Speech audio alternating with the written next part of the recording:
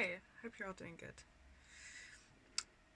We got asked an interesting question on a comment thread, and it was like, from from your perspective, what's it feel like to be part of a system, to have DID, you know? And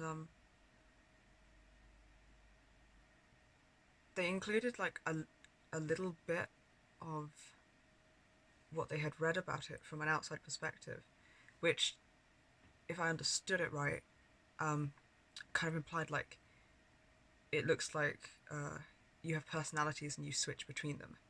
And that was like, I don't know, that was wild to me to hear, because it's like without the experience of what it looks like from the outside, I don't really notice what it looks like from the inside exactly, because it's all normal, so I don't know what parts are like relevant or are even part of it's my normal, so nothing stands out to me as like this is what it's like to be part of a system. But once I had the comparison of being like, oh shit, it looks like one person switching between personalities, because that's like, yeah, that's not what it feels like from for me from inside.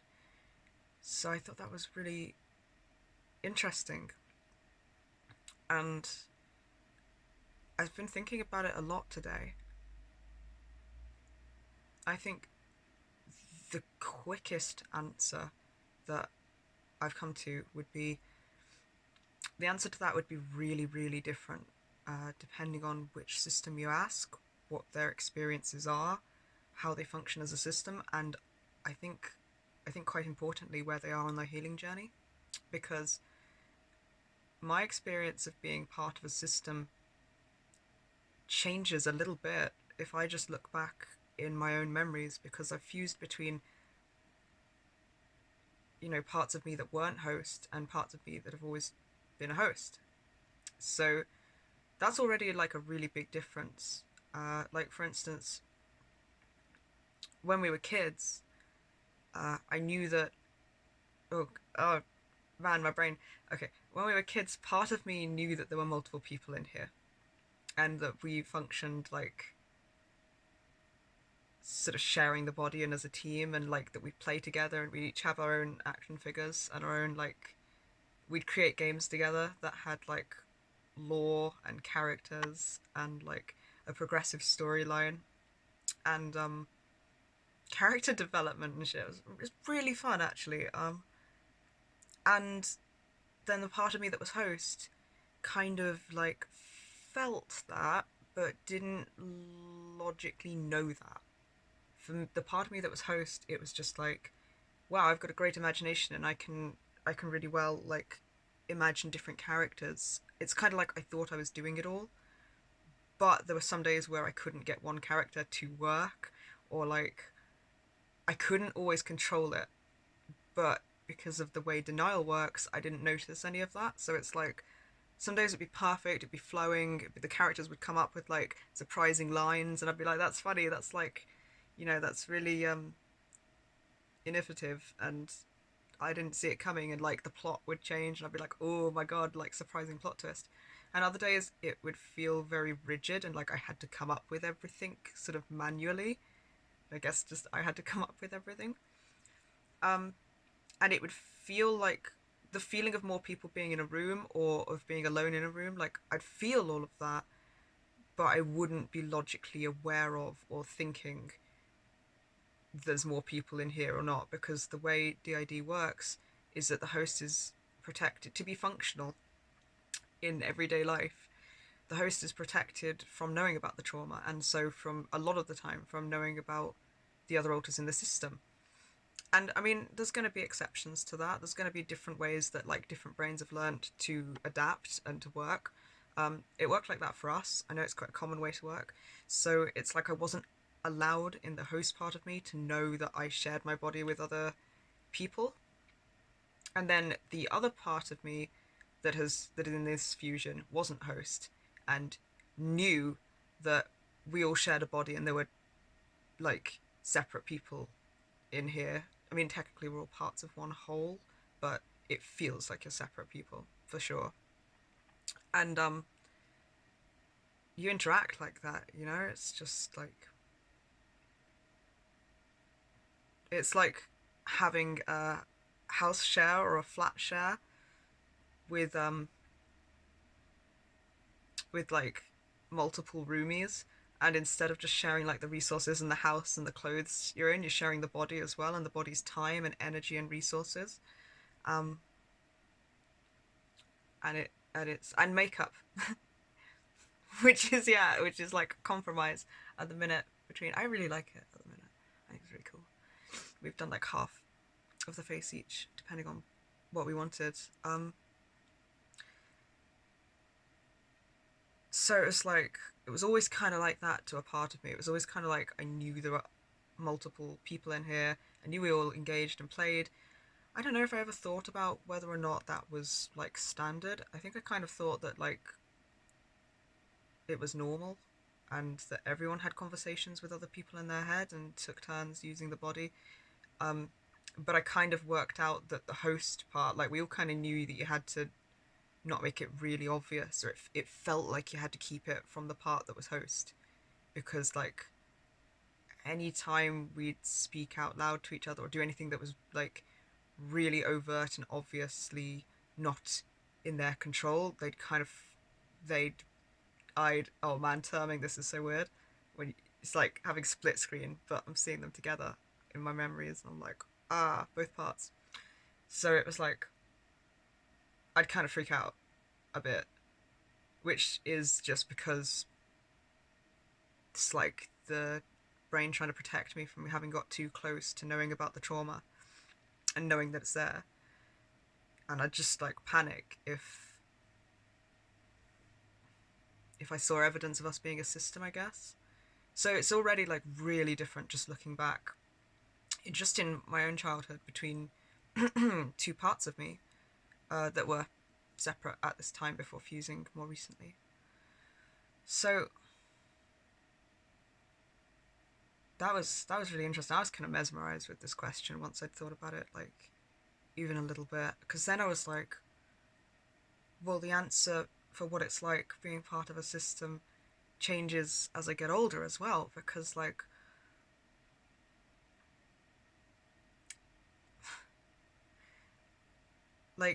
then we get into like from my host perspective, people were always telling me I'd done stuff, and I just kind of thought they were lying. And like the weird thing is the cognitive, I think it's cognitive dissonance. I'm not certain on that, but there's a lot of things that keeps the denial running, that keeps you from knowing. So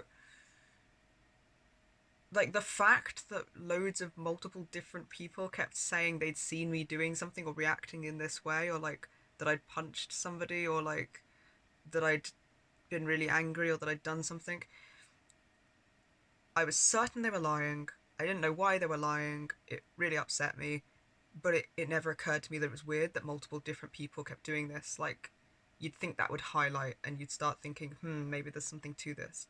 But because of the way the denial worked for me, it's like it kept it kind of cloaked. So, like, it seems like just a load of really weird stuff happens to you in your life from a host's perspective without knowing they're part of a system, in my personal experience. And nothing really makes sense, but it doesn't save for you to ruminate on it. And then every so often, you kind of you kind of notice something is not right. You kind of background always know something's there that you're avoiding inside. And like in my case, I just kind of kept busy. I didn't like to be alone with my thoughts. I like just a lot of avoiding introspection and like trying to be doing stuff all the time and avoid that lingering feeling that there's something wrong with me, because it gets interpreted as feeling like I'm a bad person, there is something wrong with me, I'm doing something wrong. That's like the lingering background feeling I always had. And like a lot of stuff happens that doesn't make sense, like people saying you did this, or like really weird writing appearing in books that like wasn't my handwriting, but I couldn't remember, like it didn't look like any of my friends' handwriting, or like drawings that weren't in my style, and toys getting moved, and being like, well, my mom doesn't clean my room, no one moves my stuff, so like it's a little bit like being haunted in some cases. And if you have some system mates that, like, as you grow up, like to play into that, it becomes very funny as an anecdote and horrendously terrifying when you're growing up with it. So, thank you, D. There is like a lot of feeling like weird stuff occurs, but not being able to see the connection or be aware of the connection or what's causing it, and you kind of forget because like we've had a lot of therapy and a lot of work for me to have access to all of these memories and to know all of this. At the time, it was like I'd be sure that I put a toy somewhere, and then I'd find it somewhere else, and I'd have that feeling again, and like there's this panic, and either I'd be able to convince myself, oh, a friend just put it there, a friend just put it there, I just put it there and forgot, that's normal, sort of thing, or I just blank it, like it didn't even highlight as weird, in a very weird, floaty, dissociative kind of like, oh, that's not strange, kind of hypnotized way, and I go on with my day. Man, it's like really weird even to think about.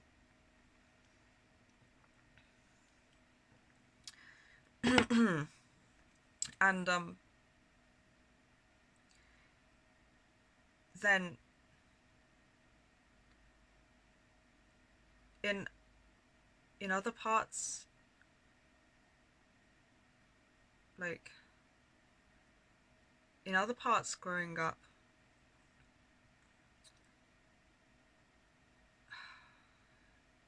it was kind of scary because I I wouldn't always feel like I was in the room. Like I'd be aware that there were these other people in here, but like say if it was just me and me, brain.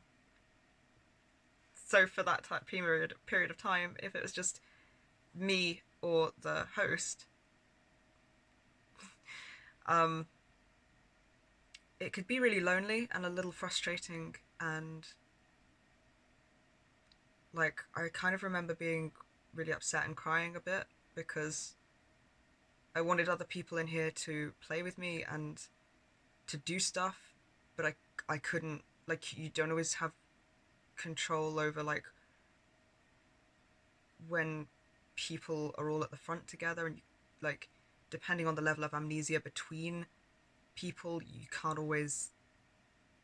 But we found that some of it, sometimes we can both be in the front and not know that one another is there at the same time because the amnesic walls between us are just so much, so high, so thick, and like not being able to get the host to notice me or having them just freak out and blank anything I said or did. So like feeling like I was treated like a ghost and rejected a lot.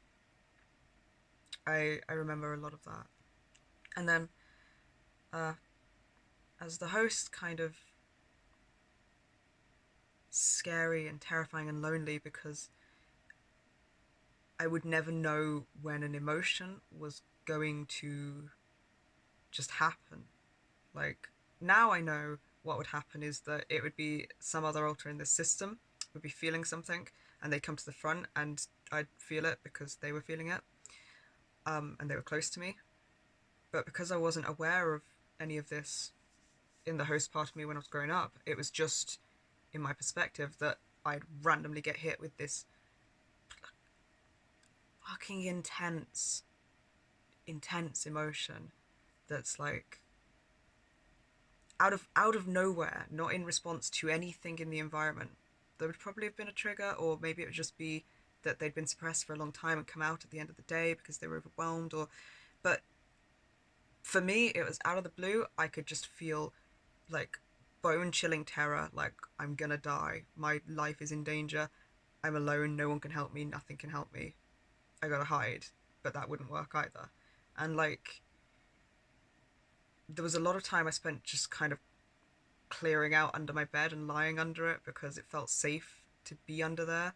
And that would freak me out too because I wouldn't know why I was so pulled to doing that, or what I was scared of, it would just be happening. So there was a lot of trepidation and being like, I just don't know when these massive attacks of emotions that I don't understand and can't manage are gonna happen. And like, I was kind of scared of going places or dealing with people because it could trigger it. Um, I knew that I couldn't control my anger sometimes, but I didn't know why. It felt to me like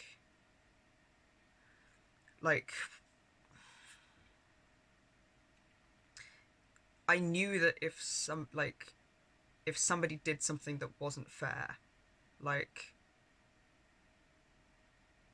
if a kid bullied us or bullied someone in front of us, I knew that no matter how scared I was and how much I wanted to run away, we were going to hit them and we were going to end up in fights, or like we were going to end up drawing attention when I wanted to leave to be safe and I couldn't control it. And I didn't know why I did that as the host part of me. As the non host part of me, I knew it was one of the dudes in the system who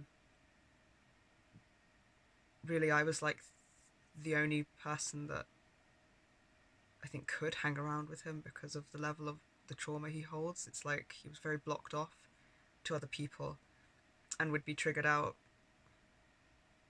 to to deal with threats in the environment.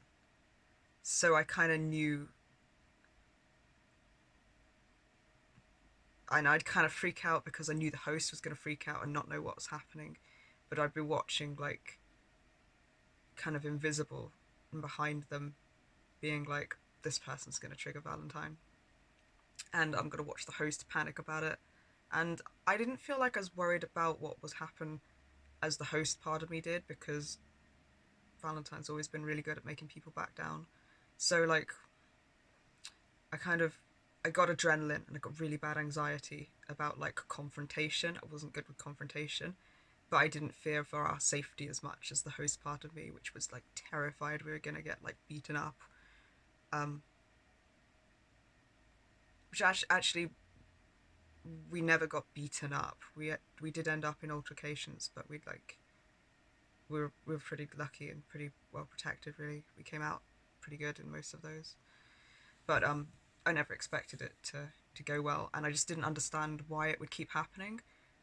It felt like my body would move without me, and like I just couldn't do anything but watch while I did things that I didn't agree with and was desperately trying to put the brakes on and like just run away, but I couldn't move. I couldn't control what was happening. That was just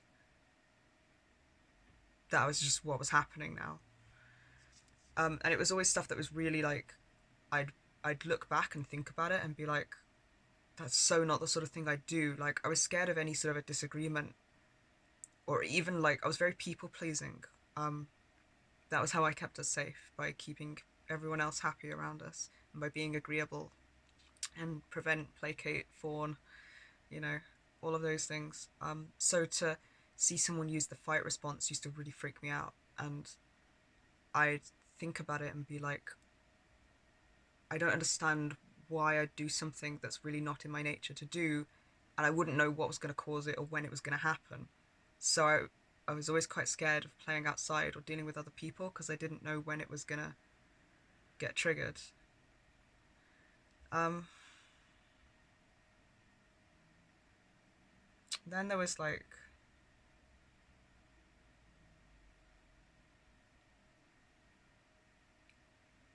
there were moments that there, there's a lot of moments that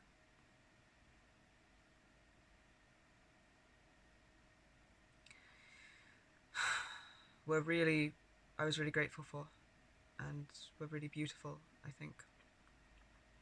Like, we developed a fear of werewolves. I think symbolically we were really afraid of guys, but we didn't. That was, we were amnesic of that. and blocked out. So it translated as a sudden fear of werewolves, like terror, couldn't sleep at night, just life or death dread, genuine, my life is in danger sort of fear, not like regular childhood fear, you know, it's like chronic and too intense to deal with. And I guess we'd experience flashbacks, which I would probably be what a lot of these random, oh, this emotion is going to hit me thing would happen, but I wouldn't know. Uh, and that's probably why I didn't always feel like I was in the room. So there was like one moment where it's almost like I could kind of see a werewolf or like a shady figure that was overbearing in front of us. I couldn't see it like I can see my hand, but it's like my brain was translating it as there overlaid onto what I could see. So it was like, I don't know if it was a type of flashback, it could have been, but I was just petrified. It's like, and it had been like a while of being scared of werewolves and just like didn't know what to do when this happened. And at this point I was in my room, and in the host part of me I was like just frozen, like thinking maybe this is something that's really there, that's going to get me, that's going to kill me. It felt like it was.